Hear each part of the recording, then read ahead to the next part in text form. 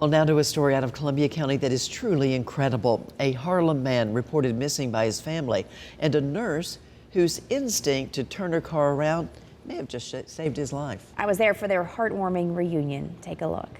I was thinking, I know it's gonna roll, but I just grabbed over the steering wheel. That's all Larry Colson could do at that point. It was a dark Friday night. He was leaving a driveway off Harlem Grovetown Road when the headlights went out on his Jeep. Too dark. I turned in there and he started sliding. I said, well, just slide if you want to, man. I'll put him forward, I'll come out of this ditch. When it stopped sliding, it rolled over. For 11 hours, Larry laid there with the Jeep on top of him. I kept trying to get the windows down. And I kept falling asleep. Amy James was running a few minutes late for work that day. She's an ICU nurse at Eisenhower Medical Center. I had my coffee yet, just trying to wake up, and I saw something, and it was on the other side of the road. Like, I'm going this way, it's on that way. And I looked and kind of kept going. It took a bit to register. Was that a tire? Was that a tire up in the air? Amy's instinct was to turn around. See, Larry's family and police had passed by this area dozens of times throughout the night.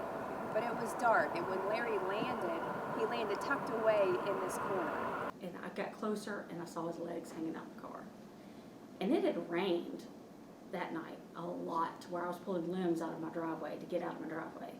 It was cold. And his white legs, I knew he was gone. I wasn't planning on dying there. And then he started moving. I heard glass move. And I said, hey, are you okay? And he said, yeah. All I could see was her shoes. I never did see her face. But we were there when he finally did. Oh, there's that glass. Good to meet you.